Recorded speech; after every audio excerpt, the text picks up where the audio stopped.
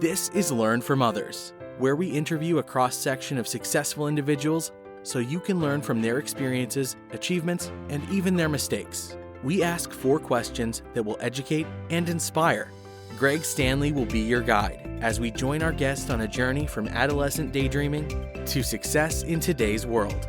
Join us on this adventure as we learn from others together. Well, welcome to Learn from Others, where we help others succeed by sharing success. I'm very excited to introduce our special guest today, Jack Gibson. Jack, how are you doing today? I'm doing great. Thanks for having me on. Yeah, man, I appreciate you coming on today. Well, before you tell us what you're actually doing today, if you would, could you tell me, what did you want to be when you grew up? Well, I was always telling my parents I was going to be a Major League Baseball player. I lived and breathed baseball all throughout my younger years, and then I got to a point in high school where I realized that I'm not that good. So I got to figure something else out. So what was that point? Did you injure yourself, or were you just not swinging the bat like you hoped you would? What was that point like? Well, I don't know. I just had a real off year, and I got benched the whole year.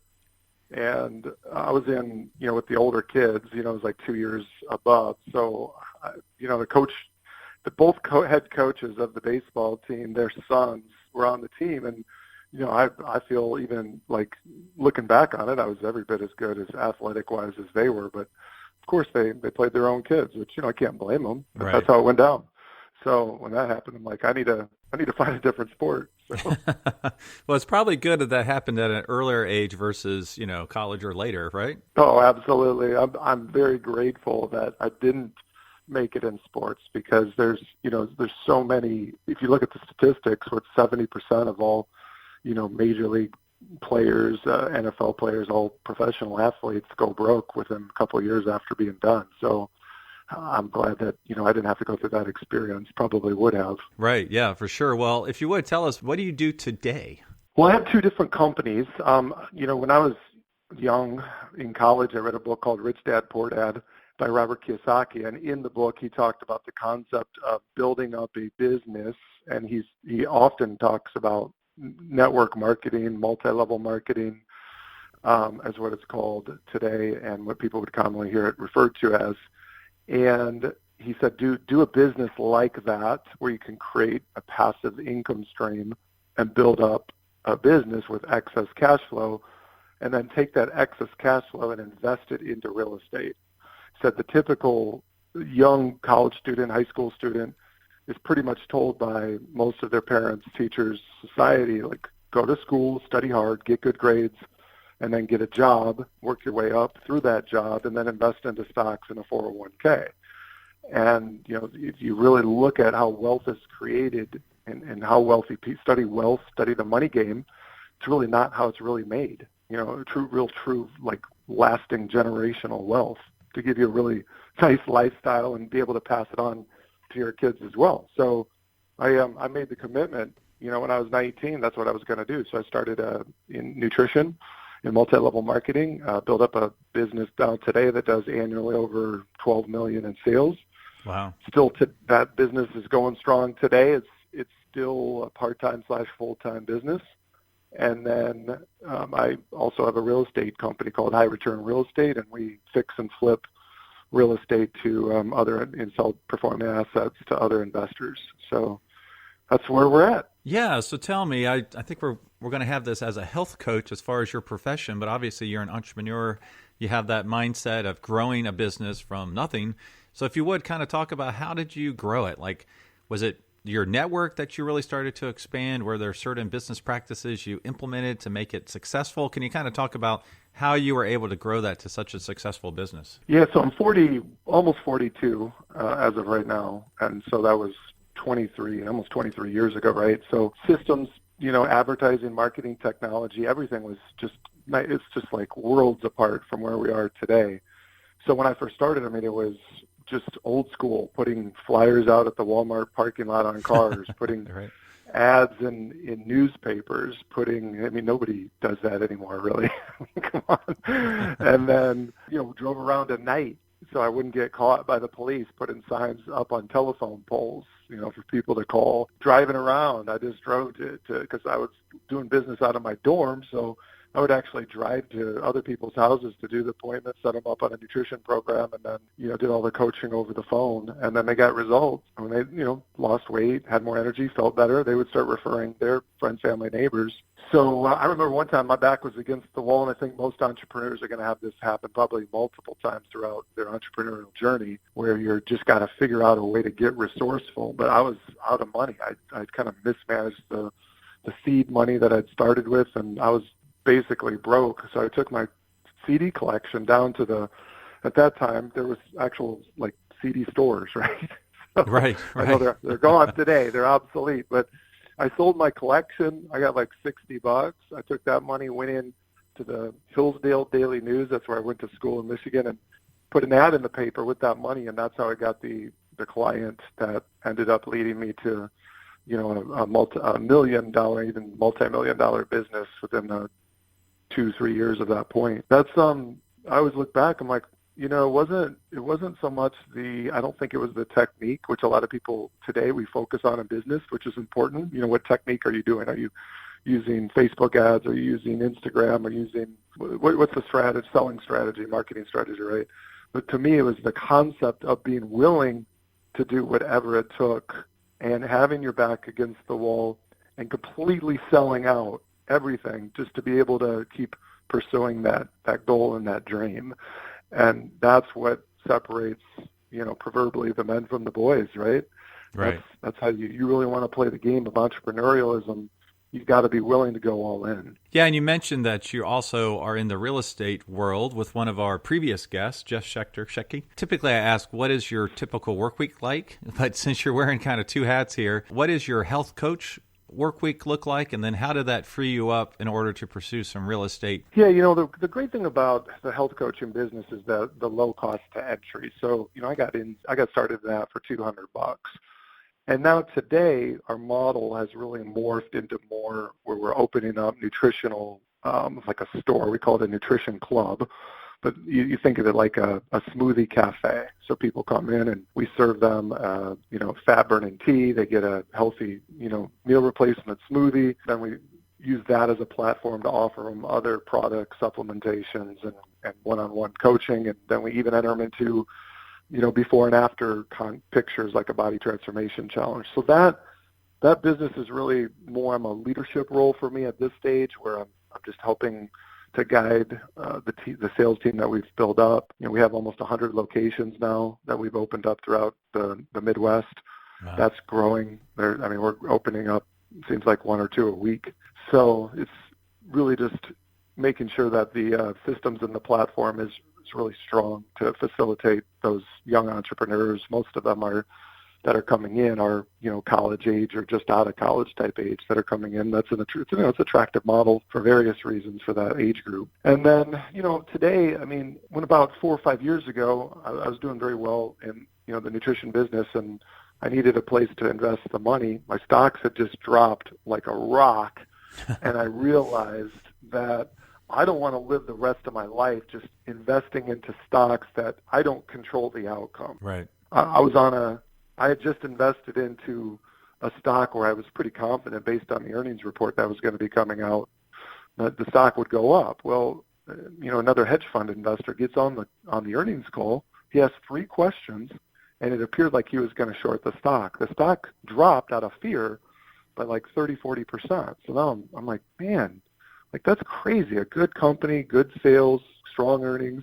One person gets on that's manipulating the stock, did it, and I end up losing quite a bit of money. So I said, look, I need to figure out something else. So that's when I dove headfirst into real estate, because I could be more in control. It's more of a stable investment, and I started buying up rental properties. And Indianapolis is one of the top 5 cash flow markets in the country, and then I started getting great returns. When I'm excited about something, I believe in something. When it's working for me, I feel like I can pitch it pretty well to other people. Right. So I started sending friends, family, neighbors, colleagues, people that I built up the trust factor over the last 20 years. They started investing in droves, and I sold $5 million my first 12 months in cash real estate. And then I realized, wow, I can really grow a significant business here. This could be scaled up if I had the right business partner. So that's when I recruited Shecky, and he has the digital marketing skills. So he came in 50-50 partnership, and he provided the system structure, digital marketing, website development, that sort of stuff, to really scale our company to people that we don't know all across America and even internationally. So with his, partnership, we've grown the company, and I think we've done 200 some, maybe 250. I'd have to go back and I need to count it up, but we've done about 200, 250 property flips so far. So wow. It's been lots of huge ups and downs because, there's a lot of sharks in the real estate business that I kind of went in naive and to that business, thinking that people were a lot more trustworthy than they actually are. So yeah, that's where we're at today. Typical day, time I get up till the time I go to bed, and a couple hours carved out for the kids, and 30, 40 minutes carved out for a workout. Other than that, it's just grind all day. I mean, entrepreneurialism, I just posted about this on my Facebook page. I just felt like it was a message that there was a lot of people that needed to hear it. But I said, look, you want to be successful as an entrepreneur. I mean, it's called WORK. It's the work. It's work. I get up. A lot of times I don't want to wake up. A lot of times I wake up negative in the first thing in the morning. I'm human just like everybody else. And I got to figure out how to switch my mindset as quickly as possible, get into action, and then I grind out until I, go to bed at night. And, it's just over and over and over again. And I get the energy and the passion from, the vision that I have for being able to make an impact and build something special and build a company and hungry for success. That's really what people have to have. They have to have that hunger. Yeah, no, that's a great way to look at it. If you're hungry for success, you don't mind getting up and doing what you need to do when you do it. So it can be struggling. It can be hard sometimes. So yeah. That's for sure. As a reminder, you can check out all previous episodes at learnfromothers.org. And if you're an educator or a student, you can search for podcasts by career cluster. So we learned what you wanted to be when you grew up, which was an MLB baseball player, and what you actually do today. So looking back on your whole career, what would you do differently? The biggest thing I'd say, if I could look at in the real estate business, I would say trust but verify. We really almost took our company under by partnering up with some bad people that did not share the same character that we do, didn't have the same core values of how they feel that other people should be treated. And you can talk all day long, but what really separates you is what do you actually do? I mean, you can say that you want to take care of people, but how do your actions show it when things don't go that well and you need to make some tough decisions that don't benefit you personally, that actually could hurt you, but they are what's the right thing to do. Right. So we had to really look at when that all happened with some lots of different people. It wasn't just one main culprit, right? We had to look at it and say, look, whose fault is it and whose responsibility is it to fix it? Well, it's their fault. They didn't rehab the property. We paid them to do work. They didn't do the work, all that. It's their fault. But whose responsibility is it? Well, we have to take responsibility to fix it because they surely will not. So we just dove in and took full responsibility and got all, our investors as whole as we possibly could, and just figured out a way to mitigate every situation that came up and do what's right. And then, we're staring at and probably will be an enormous 2020 that we're walking into in terms of sales and profitability because of I feel like we've done the right thing in the last 24 months. Yeah, so you learned sounds like a pretty hard lesson that cost you significantly, but thankfully you were able to recover and you're stronger than ever now. Yeah, as long as it doesn't knock you completely out of the game, then you're still standing and fighting. Then that's where you want to be, because if you get completely knocked out of the game, then you can't recover. So that's where entrepreneurs, we're aggressive by nature, but we also, at some points, we need to exercise a certain level of caution in who we decide to do business with, because that's ultimately who we partner with and who we align ourselves with is really going to make or break us along the lines of the entrepreneurial continuum. Right. Okay. Yeah. Now let's talk to the student directly, the one that wants to do what you do. So you can define this as an entrepreneur, someone in the health space, as a health coach. You could talk about as a real estate investor. You have a lot of different directions to go in here. What advice would you give a college student that would like to do kind of what you're doing? Well, I mean, there's plenty of opportunity that, we have. I'm looking for people that are young and hungry that want to partner with me in the health coaching space. Like I need to continually look at growing that empire, that team. And I love, at this point, we don't need the money and I don't really need anybody. It's more of a fulfillment game at this point, right? Being able to, help people that are young to kind of duplicate the same level of success that I had and be able to kind of carve their own future out and create a life of abundance and, I call it designing and living an extraordinary life. Like that's what gives me the fulfillment because, success comes from what you get, right? That's right. That's all the money you make and the business that you develop and the accolades and awards you get. But fulfillment comes from what you give. And I want both. I don't want to just be 100% all fulfillment. Yeah, I mean, I think Mother Teresa is an amazing human, and her life was spent giving to others, and that's awesome. I want that to be a part of what I do, but I also want success as well. Like I want to have both. I want to have success and fulfillment. So that's where mentoring and training and working with the younger entrepreneurs. I started off in that same area, and I needed somebody to mentor me. So I love paying it forward. A college student that they're in college or they're even in high school or coming out of college, that younger age range. You got to look at businesses that you can dive into that you really are excited about, that you're passionate about. Because that way, if you're really excited about the concept and the vision of what you're doing, then look, it's not going to feel the 12-hour, 14-hour days. It's not going to feel like work. It's going to be like the work is your play, so to speak. So I would also be looking at businesses you can get into that don't require a huge amount of capital, that you can really put your, some sweat equity into growing them and not be so capital intensive. I mean, real estate, to really play the game right, is a very capital, you need a lot of cash, in the way, especially the way that, we're doing it.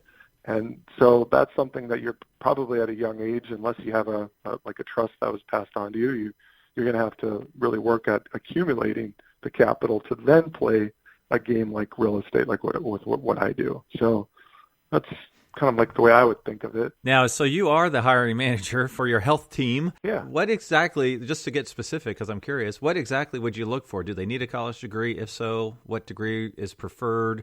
What other type of experience would you, be like, oh, that looks like a really good candidate there? They don't need any degrees or anything like that. They, I have this kind of list of qualities that I feel like align well with me, and it allows me to be happy and really enjoy who I'm working with, because once I lock in with somebody, we're driving the business together and communicating together almost on a daily basis. So I like somebody their work ethic is unquestionable. They can work 12, 14 hours a day and not blink. That they're competitive. They want to win. I like sarcasm. So I want somebody who has a sarcastic humor that doesn't get offended easily and, can dish it out, but it can also take it too. I want somebody who's a team player that loves working with teams, but also can be independent in their nature. Like they don't need to be told what to do. They can proactively look at, I gotta look at this. What's my next action item that I need to take, and not relying on, oh yeah, I'm just waiting for somebody to give me direction. You got to be driven and independent in nature for a business like this to work. And those are the main, sort of qualities. They're a lot more character traits than they are. Like I didn't really list any individual skill sets, because we can teach skills. I mean, right.